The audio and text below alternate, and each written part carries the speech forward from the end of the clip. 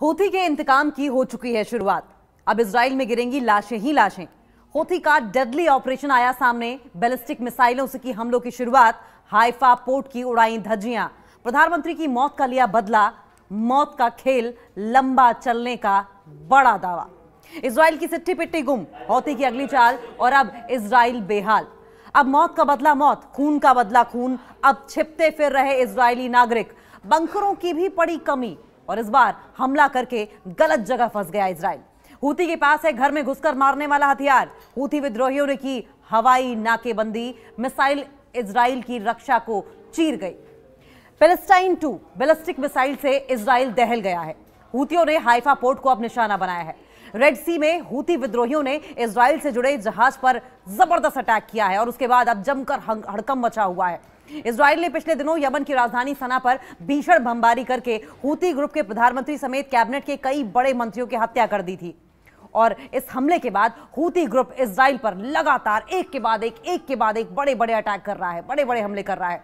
बीते बुधवार की अगर बात करें तो हूथी ग्रुप ने इजराइल पर बैलिस्टिक मिसाइल और ड्रोन से अटैक किया।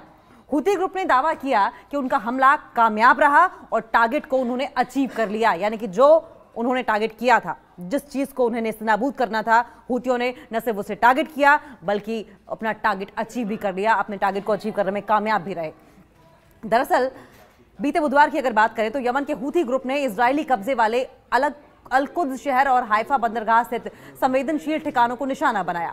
इन हमलों में हूथी ग्रुप ने एक फिलिस्तीन 2 हाइपरसोनिक बैलिस्टिक मिसाइल और एक विस्फोटकों से लदे ड्रोन का इस्तेमाल किया। हूथी ग्रुप ने बताया कि दोनों हमलों में कामयाबी मिली और हूथी ग्रुप ने अपने जो भी टारगेट्स रहे थे, जो भी उनका मोटिव था, जो भी तबाही मचाने का था, उन्होंने हासिल कर लिया है। हूथी ग्रुप ने यह भी बताया कि हमले की वजह से इजरायली नागरिकों को अब बंकर में छिपने पर मजबूर होना पड़ रहा है। वहीं इजरायली सेना ने भी इस हमले की पुष्टि कर दी है, कंफर्म कर दिया है कि हाँ, हूथीज की ओर से इतना भीषण अटैक किया गया था।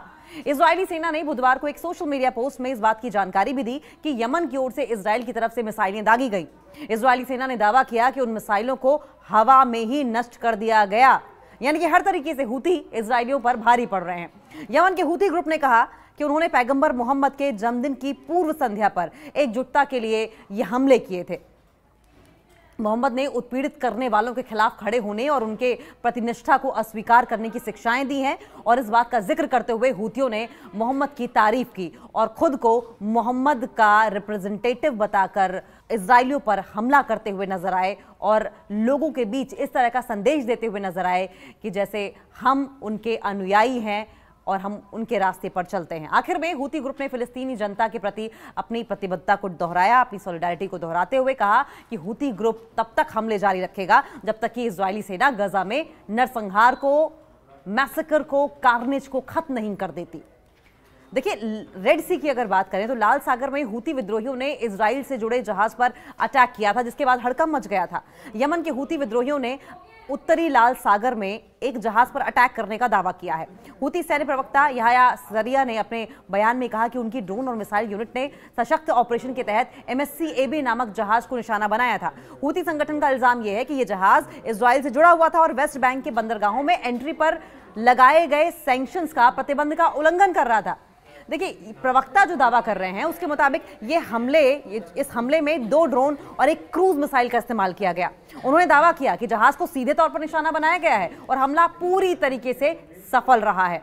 हालांकि अब तक अंतर्राष्ट्रीय समुद्री एजेंसियों या स्वतंत्र स्रोतों से इस हमले की पुष्टि नहीं हुई है।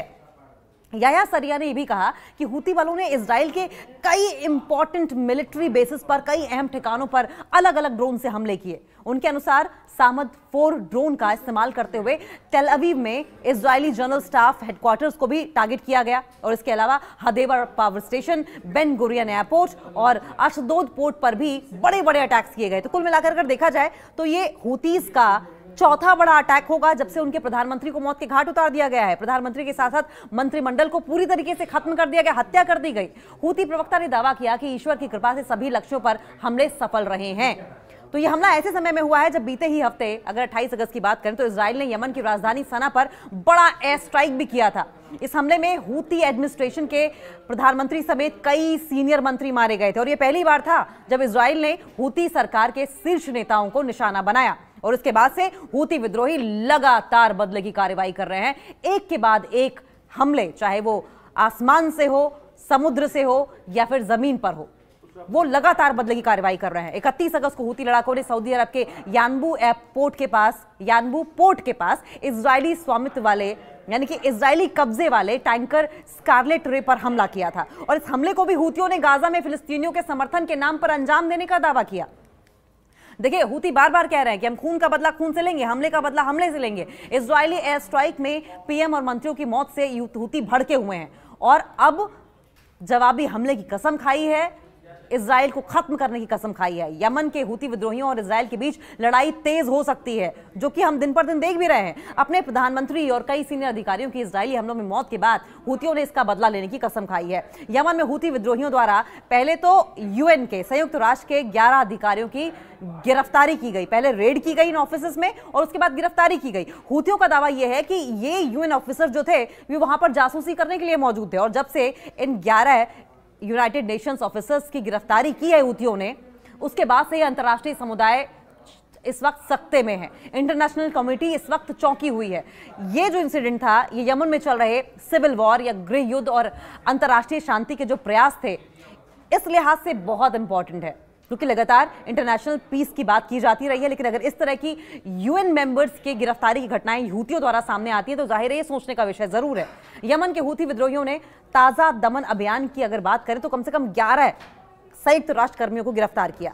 यमन के हूती विद्रोहियों ने रविवार को संयुक्त राष्ट्र कार्यालय पर पहले छापेमारी की, कम से कम 11 संयुक्त राष्ट्र कर्मियों को गिरफ्तार किया और जब इसका विरोध किया गया तो उन्होंने ये साबित करने की कोशिश की कि ये 11 संयुक्त राष्ट्र के कर्मी हैं, ये दरअसल जासूसी कर रहे थे इजराइल के लिए, जो कि इस ईरान समर्थित समूह द्वारा मानवीय कार्यकर्ताओं पर किए गए ताजा दमन का हिस्सा माने जा रहे हैं। लेकिन यह हमला हूती विद्रोहियों का गुस्सा था क्योंकि अटैक में उनके पीएम को दर्दनाक तरीके से मार जो दिया गया था। इजराइल की सेना ने यमन के सना शहर में हूती विद्रोहियों पर हमला किया, जिसमें हूती सरकार के प्रधानमंत्री समेत कई कैबिनेट मंत्री मारे गए और उसके बाद से हम देख रहे हैं कि किस तरीके से सड़कों पर हूती विद्रोहियों द्वारा एक के बाद एक कई हमलों को अंजाम दिया जा रहा है। कई ऐसे लोगों की गिरफ्तारियां की गई हैं जो कथित तौर पर इजराइल की तरफ से यमन में जासूसी का या तो काम कर रहे थे या तो उनके इशारे पर किसी बड़े हमले या किसी बड़े साजिश को अंजाम देने की फिराक में थे।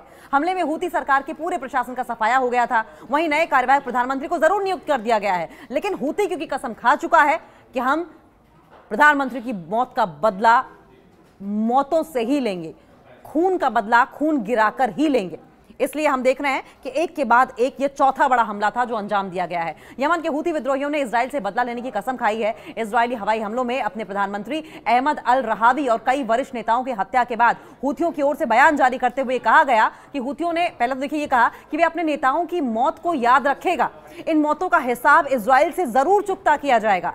टेलीग्राम पर प्रसारित एक संदेश में हूतियों के समूह की सर्वोच्च राजनीतिक परिषद, जो सबसे टॉप पॉलिटिकल काउंसिल है, टॉप लीडरशिप काउंसिल है, उसके प्रमुख हैं मेहदी अल मशात ने कहा कि हम अल्लाह, यमनी लोगों और शहीदों के परिवारों से वादा करते हैं कि इजराइल से बदला लेंगे। मशात ने कहा कि इजराइल में अब कोई सुरक्षित नहीं है और ऐसे में वहां काम कर रही विदेशी कंपनियां देर होने से पहले ही इजराइल छोड़ दें, नहीं तो उन्हें नेस्तनाबूद कर दिया जाएगा, इस दुनिया से विदा दे दी जाएगी, उन्हें खत्म कर दिया जाएगा, उनके परिवार को खत्म कर दिया जाएगा, उनकी आने वाली पीढ़ियों को खत्म कर दिया जाएगा।